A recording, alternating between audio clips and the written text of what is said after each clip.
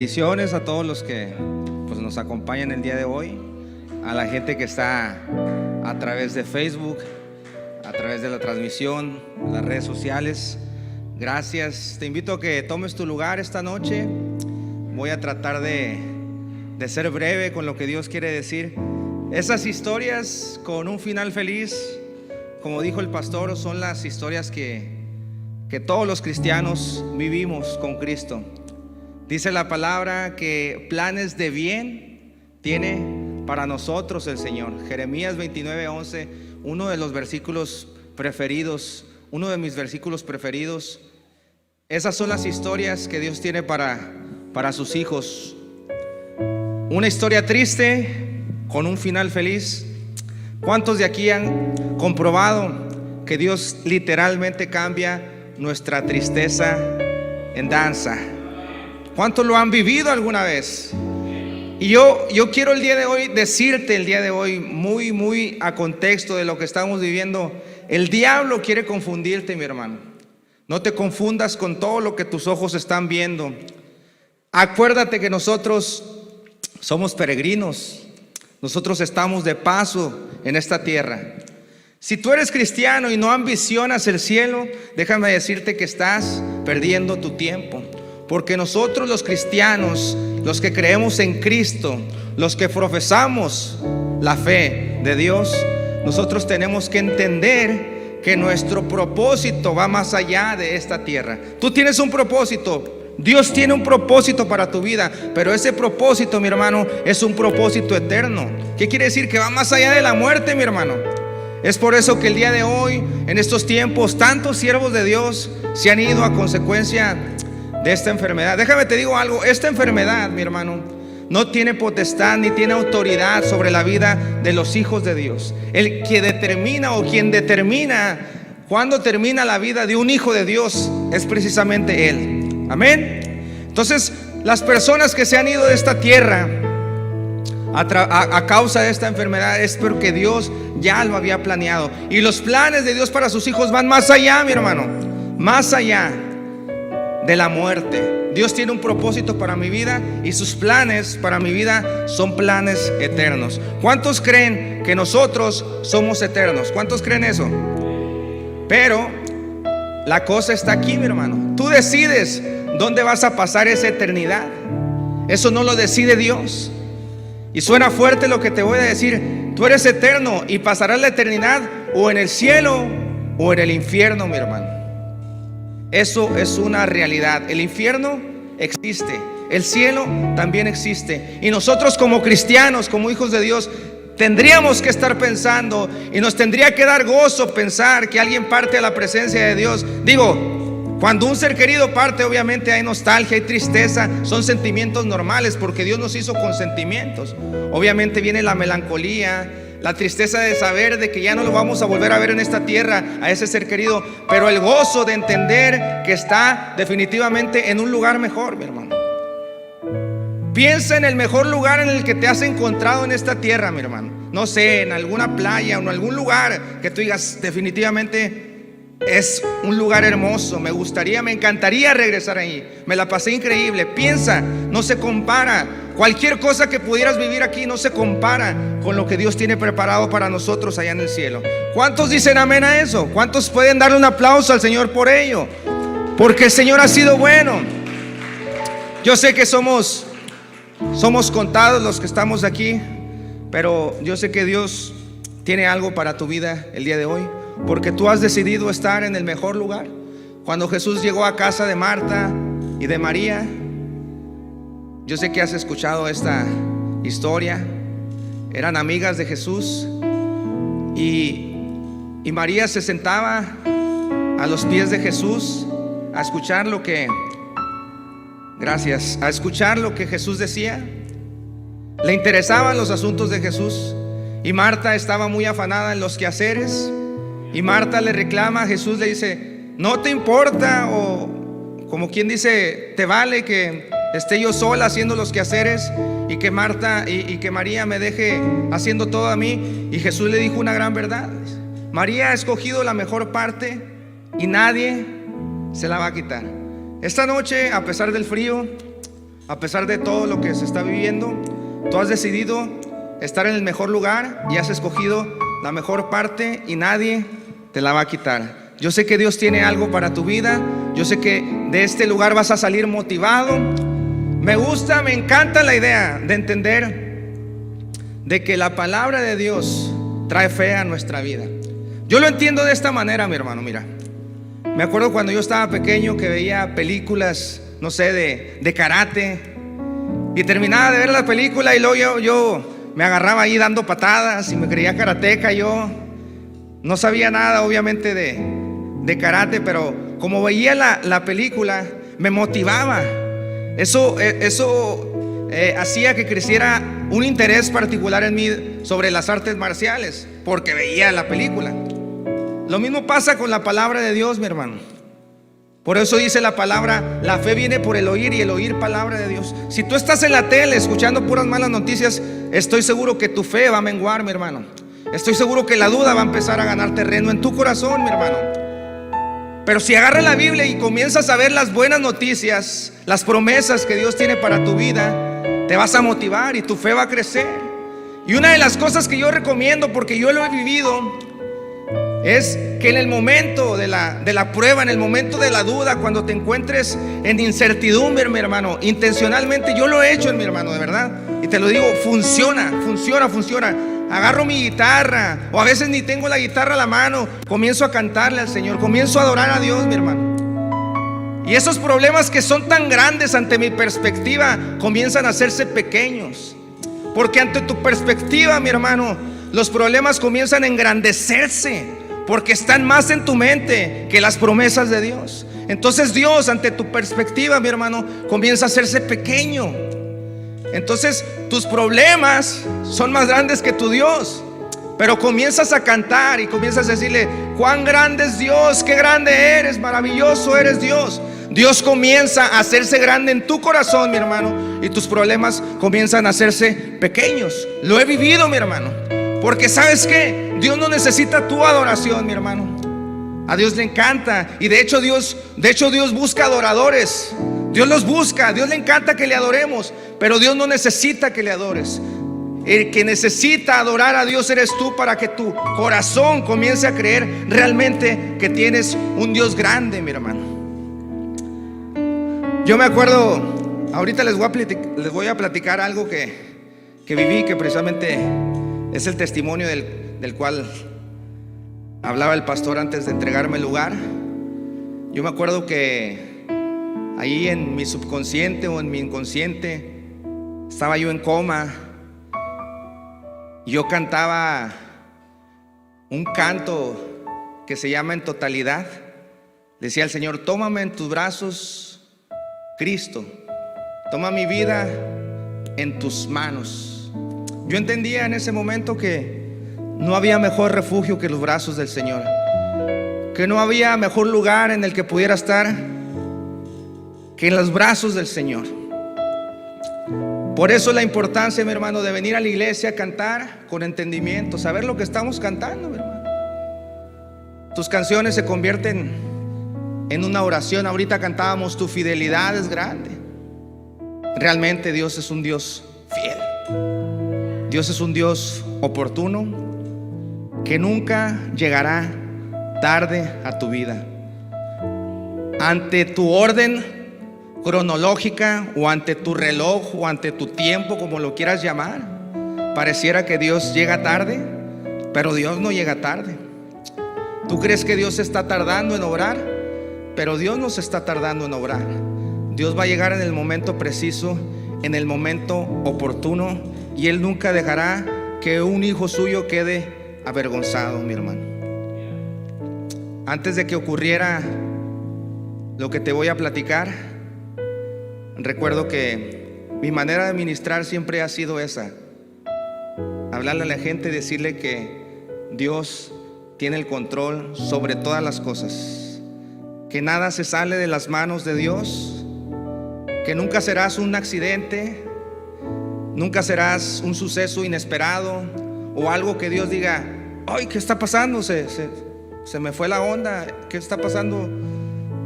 Y que te descuide Dios. No. La palabra habla que nunca serás tentado más allá de lo que puedas soportar, mi hermano. Y Dios tiene el control de tu vida y tienes que descansar en ello. Que si Dios ha decidido llevarse a alguien, algún familiar, algún ser querido, es porque ya estaba en los planes de Dios. Nada se sale de sus manos, mi hermano. ¿Cuántos creen eso? ¿Cuántos descansan en ello? Yo soy hijo de pastor. Antes de que yo naciera, mi papá pastoreaba una iglesia en la ciudad de Matamoros, Tamaulipas. Y crecí literalmente en las bancas de la iglesia, desde chiquillo tocando la batería. Mi mamá me enseñó. Mi mamá era la baterista de un grupo de puras mujeres que se llamaba las Trompetas de Jesús. Mi papá conoció a mi mamá porque mi papá empezó a pastorear soltero. En una campaña invitaron a tocar a las Trompetas de Jesús y mi mamá iba en la batería. Y se conocieron, se casaron y pues yo soy el tercero de 4 hermanos. Crecí en la iglesia. Como en la edad de 15 años, ahora sí que agarré mi camino, me alejé un poco de los caminos de Dios. Yo tengo 33 años, mis hermanos. Yo sé que parezco que me veo como de 18, pero ya tengo 33 años. Y agarré mi camino un tiempo. Anduve lejos de los caminos de Dios, tocando en distintas agrupaciones. Por ahí del 2010, una enfermedad que tuvo mi padre en el corazón, estaba muy delicado. Yo me acuerdo que tuve mucho miedo de que mi padre falleciera. Yo hice un pacto con Dios. Yo le dije que si Él permitía que mi padre conociera por lo menos a uno de mis hijos, que yo le iba a servir y que yo le iba a dedicar mi vida y mi talento y mis fuerzas para Él. Y mi papá y Dios, bueno, mi Padre Celestial hizo un milagro en la vida de mi papá. Entonces yo entendí que Dios quería que anduviera en sus caminos. Y en ese instante tomé una decisión totalmente radical y dejé de tocar en el mundo y empecé a servirle a Dios en una iglesia en la ciudad de Matamoros. En el 2011 me voy para la ciudad de Hermosillo. Allá estuve viviendo casi 8 años, en Hermosillo, Sonora. Unos amigos me invitaron a tocar a un evento en un lugar que se llama Rancho Betania, a las afueras de la ciudad de Hermosillo. Me acuerdo que mi amigo, era como un martes, y me comentó que si podía echarles la mano, que si podía ayudarles en ese evento. Y me acuerdo que quedamos de vernos el viernes en la iglesia de su papá. Su papá es pastor en Hermosillo. Y ahí yo llegué el viernes como a la 1 de la tarde, sin siquiera sospechar, ni siquiera tener un presentimiento de lo que Dios iba a hacer, de lo que iba a pasar más bien. Empezamos a subir instrumentos a una camioneta, un pick-up. Empezamos a echar instrumentos, bocinas. Y luego traíamos una traila pegada y empezamos a echar más instrumentos y más bocinas y muchas cosas que íbamos a ocupar. Era un campamento de jóvenes. Y agarramos camino hacia Santana, el Rancho Betania. Y en el kilómetro 30 de la carretera Hermosillo a Santana, allá en Hermosillo hace mucho calor, mis hermanos. Hace un calor extremo. Allá es un clima desértico, de verdad. Mucho calor. Me tocaron temperaturas de 53, 52 grados centígrados. Demasiado calor. Y era en pleno verano. Fue un 21 de junio del 2013. Me acuerdo que mi amigo Erraí me platica. Yo realmente no recuerdo ese episodio, pero él me platica que empezó a sentir rara la camioneta. Yo iba en medio, en una camionetita de dos pasajeros nada más. Se me hizo fácil irme en medio porque íbamos relativamente cerca y muy despacio, la verdad. Entonces el calor hizo que una de las llantas de la camioneta se zafara por completo con todo y el eje, y mi amigo Erraí dice que empezó a sentir rara la camioneta y y vio por el retrovisor como la llanta iba hacia el otro lado de la carretera y empezó a perder el control. Mi amigo Erraí, nos estrellamos contra una montaña a la orilla de la carretera y comenzamos a dar vueltas y salí volando. Como en la segunda vuelta, mis hermanos, salí volando y caí en el asfalto. La verdad no sé, ese episodio se borró completamente de mi mente. No sé si puse yo las manos para amortiguar el golpe, no sé, no recuerdo, pero yo estaba tirado en un charco de sangre. Mi amigo, el que iba de copiloto, el que iba a mi derecha, pensó que había muerto, se fue al monte a llorar. Y mi amigo Erraí, que iba manejando, él me encontró en el charco de sangre y yo no podía respirar, mis hermanos. Yo me estaba ahogando, literalmente me estaba ahogando con mi sangre.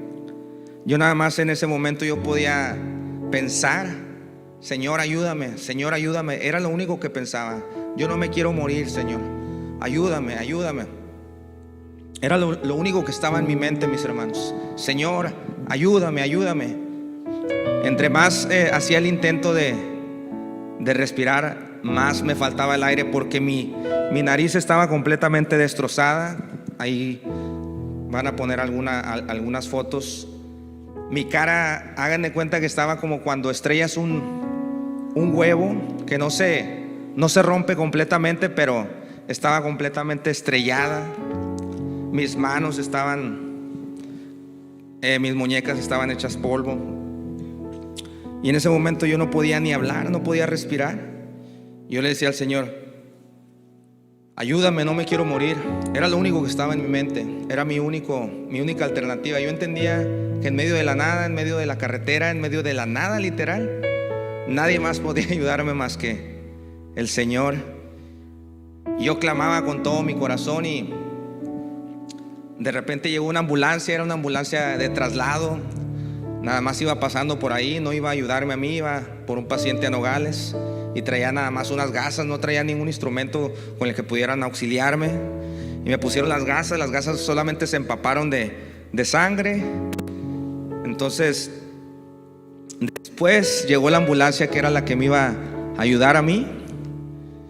Ya te meten un tubo por la boca, un aparato que ellos usan para sacarte la sangre y que puedas respirar. Entonces ya ahí tuve un poquito de esperanza de sobrevivir. Yo ni siquiera sabía a cuánto tiempo estábamos de la civilización, de un hospital, de donde pudieran ayudarme. Yo no sabía cuánto tiempo estábamos.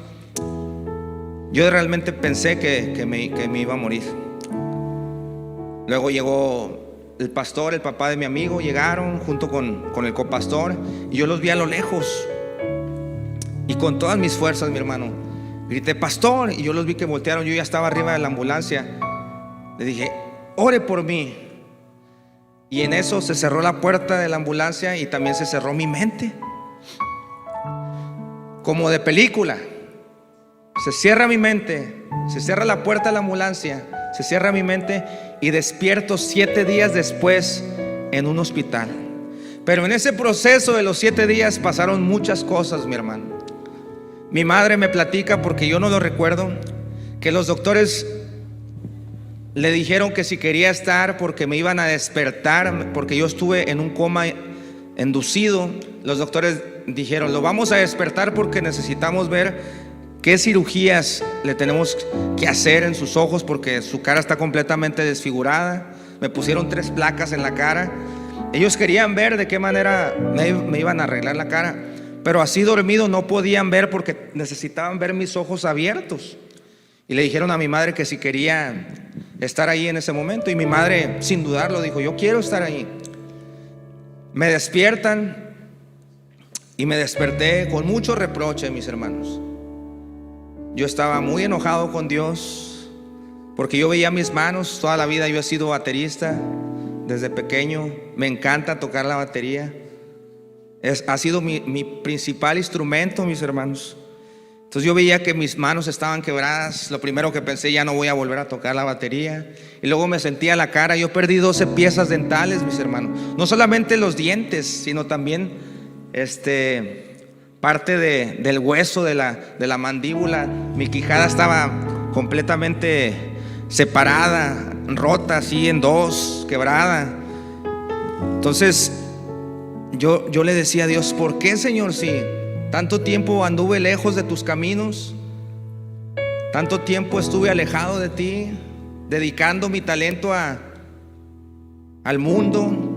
Y hoy que ando dentro de tus caminos, Señor, hoy que precisamente iba a servirte a ti a un evento para darte la gloria, permites que pase esto. Yo le estaba reprochando a Dios.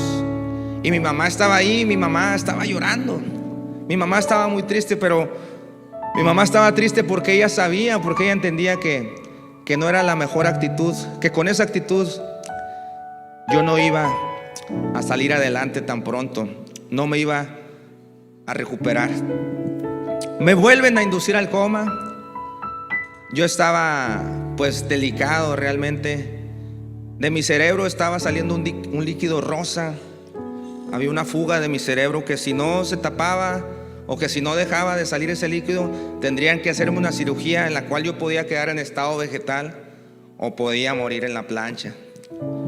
Entonces, ahí en el quirófano, entonces el pueblo de Dios, digo el pueblo de Dios porque se juntaron muchas denominaciones afuera del hospital.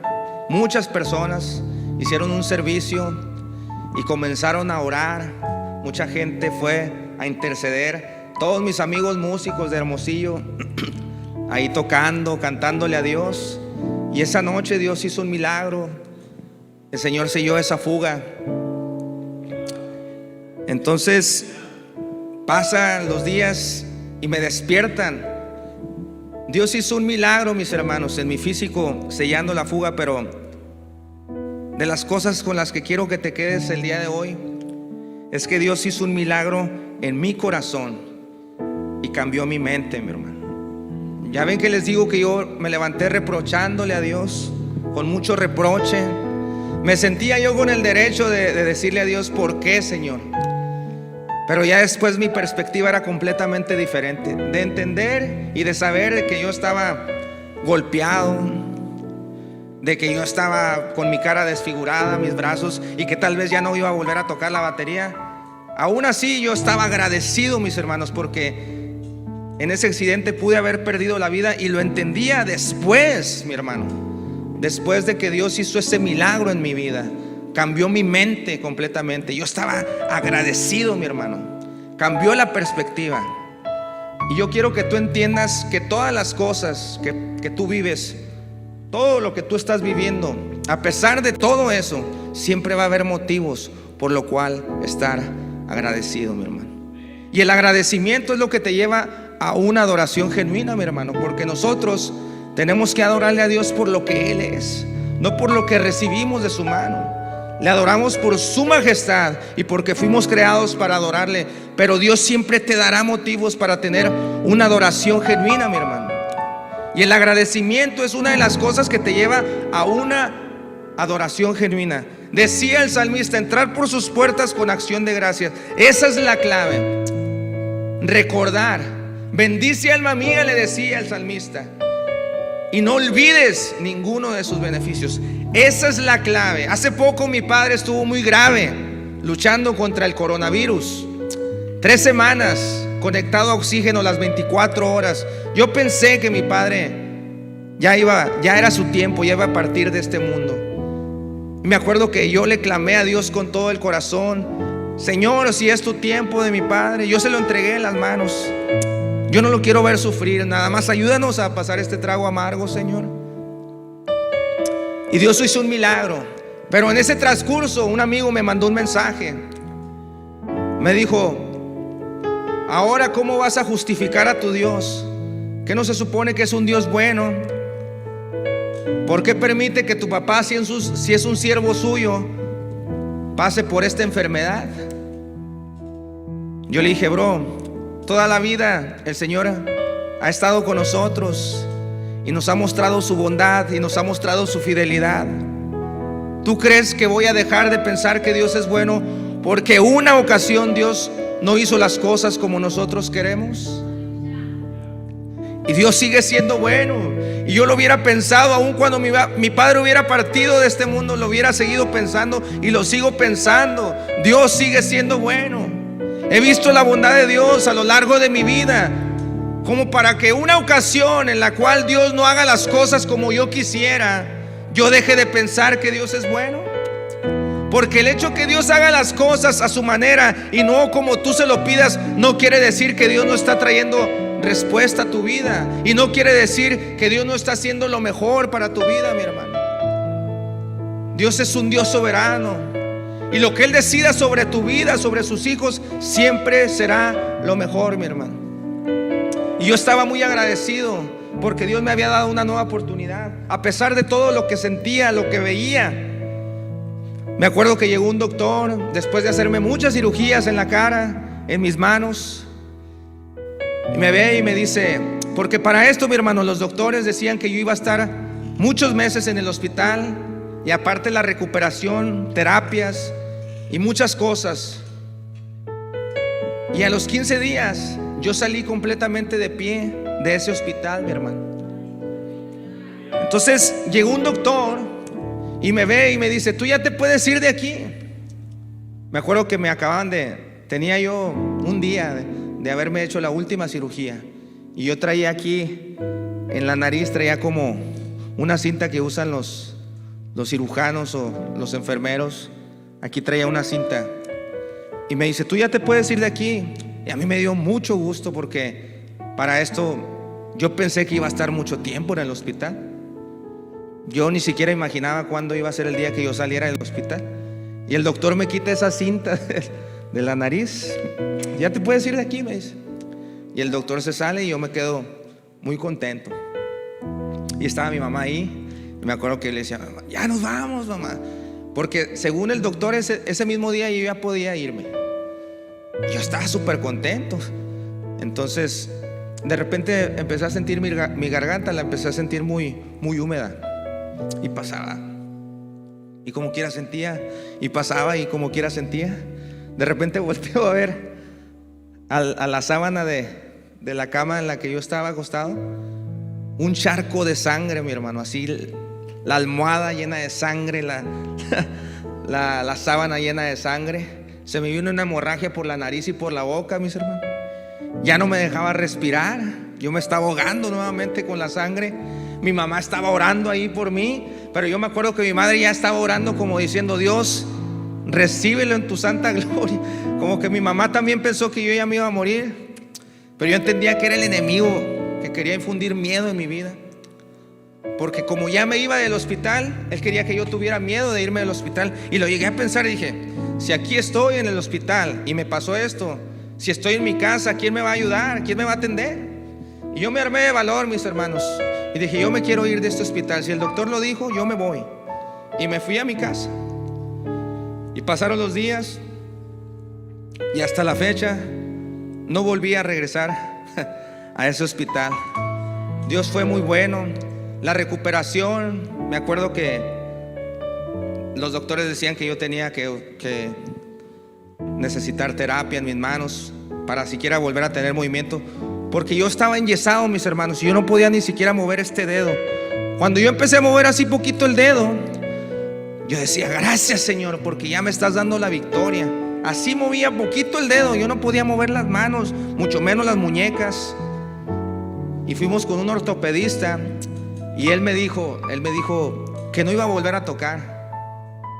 Yo me puse muy triste, pero yo entendía que el que decidía eso era Dios, porque Dios me había dado ese talento, y el que tenía la última palabra sobre lo que Él mismo me había dado era Dios. Fui a una segunda opinión, un amigo de más confianza, y le dije, dime la verdad, hay posibilidades de que yo vuelva a tocar. Y me volvió a decir lo mismo, y dice, es que no, tus muñecas se hicieron polvo, es muy difícil que se vuelva a conectar todos los tendones, todo, es muy difícil. Dice, no, si acaso vas a tener un poco de fuerza para agarrar algo, pero tal vez ni eso. Yo estaba muy triste, mis hermanos, pero yo me aferré. Me acuerdo que una vez mis amigos del grupo Callado, porque yo tocaba con ellos cuando tuve el accidente, yo tocaba con ellos, y mis amigos tenían algunas fechas cuando yo me accidenté, pues que tenían que sacar. y trajeron un amigo de Navojoa para que cubriera esas fechas en las que yo no iba a poder tocar. Me acuerdo que me llevaron un ensayo. Te estoy hablando 2 meses después de que ocurrió el accidente. Yo ya nada más traía una mano enyesada y estaba en el ensayo y le dije a mi amigo, me atreví así, porque el doctor decía que si yo hacía por tocar me iba a ir peor. Le dije, préstame la batería, y agarré la batería y comencé a tocar. Y comencé a tocar, mis hermanos. Y luego pasaron los días y otra vez fui a la iglesia y agarré la batería. Y esa fue mi mejor terapia, mis hermanos. Y no necesité ninguna terapia con ningún terapeuta, nada, mis hermanos. Dios hizo un milagro y mis manos quedaron nuevamente como antes, mi hermano.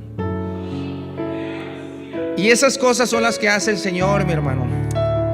Empezó una historia triste, se terminó en gozo, mi hermano.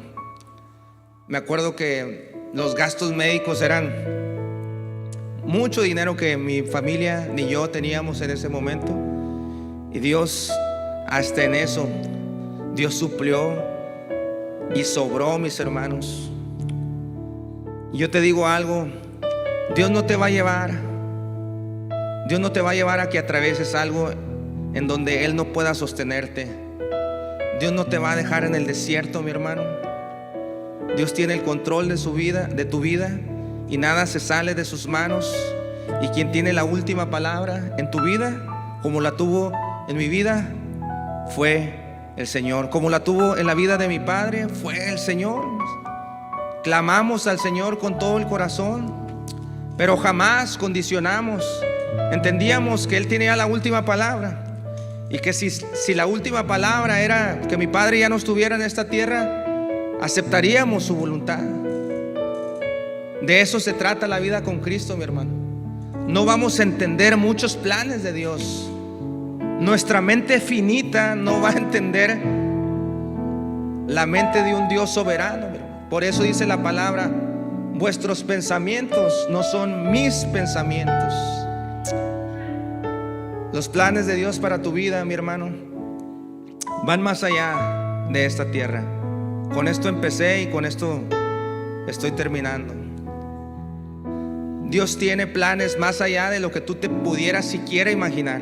No alcanza tu mente a entender, siempre y cuando tú descanses y te abandones en los brazos del Señor. Amén. Dios tuvo la última palabra en mi vida. Dios hizo un milagro. No te confundas. Aún hoy Dios sigue haciendo milagros, mi hermano. Aún hoy, aún en medio de todo lo que estamos viendo, Dios sigue haciendo milagros, mi hermano.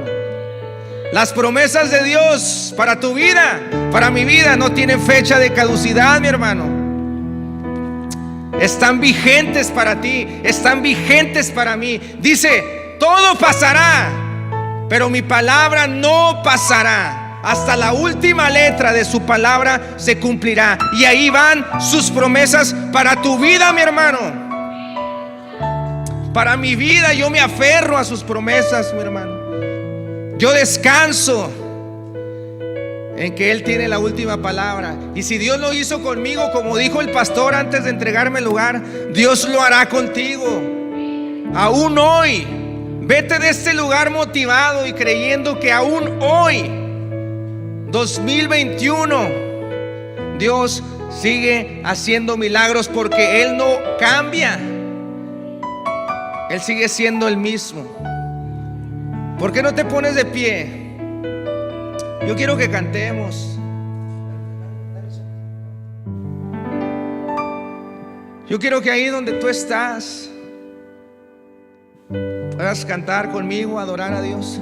Sabes que cuando tú cantas, mi hermano, cuando tú adoras, cuando tú levantas tus manos, a pesar de cualquier situación que pudieras estar atravesando, tú le estás diciendo al Señor que lo has puesto a Él por tu refugio, que es la roca más alta que tú. Amén. Levanta tus manos ahí donde estás. Dile, Señor, gracias por tener el control de mi vida, Señor, por ser mi esperanza, Señor. En medio de la incertidumbre, Señor, en medio de la duda, Canta conmigo, yo quiero escucharte. Levanto mis manos, yo quiero oírte cantar, aunque no tenga fuerza. Con todo tu ser, levanto mis manos, aunque tenga 1000 problemas.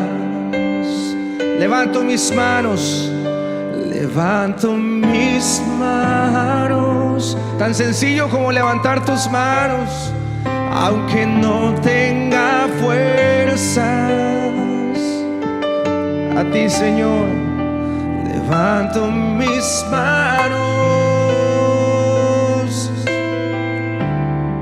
aunque tenga 1000 problemas. Con todo tu ser, cuando levanto mis manos, comienzo a sentir una unción que me hace cantar. Cuando levanto mis manos, comienzo a sentir. Dile: sí, Señor, ese que viene a pudrir tus yugos. Cuando levanto mis manos, mis cargas se van. Nuevas fuerzas tú me das. Todo esto es posible, todo esto es posible. Cuando levanto a ti mis manos, Señor, levanto mis manos, levanto mis manos. Iglesia, quiero oírte cantar con todo tu ser, aunque no tenga. Oh, levanto mis manos, aunque tenga 1000 problemas, aunque tenga 1000 problemas. Cuando levanto mis manos, cuando levanto mis manos, comienzo a sentir una unción que me hace cantar. Cuando levanto mis manos, comienzo a sentir el fuego. Dilo. Oh, maravilloso. Cuando levanto mis manos, mis cargas se van. Nuevas fuerzas tú me das. Oh, Señor, todo esto es posible, todo esto es posible. Cuando levanto a ti mis manos, Señor. ¿Sabes? Es hermoso sentir la presencia de Dios, ese escalofrío, esas ganas de llorar. Pero no quede en eso, mi hermano. Dice la palabra de Dios que la unción viene a pudrir los yugos, mi hermano. Y yo estoy seguro que en este momento se están cayendo, pudriendo esos yugos, mi hermano. Yo estoy seguro que en este momento Dios está tomando cartas en tus asuntos, mi hermano. Dios quiere quebrantar tu vida y Dios quiere pudrir tus yugos. De eso se trata, sentir la presencia de Dios. No es nada más sentir bonito, qué maravilloso, por supuesto, pero no para en eso, mi hermano. Si ahorita estás sintiendo la presencia de Dios, Dios está haciendo algo en tu vida, mi hermano. Dios está tomando cartas en tus asuntos. Cuando levanto mis manos, fuerte dile: cuando levanto mis manos, comienzo a sentir una unción que me hace cantar. Cuando levanto mis manos, comienzo a sentir. Fuerte dilo: el fuego. Cuando levanto mis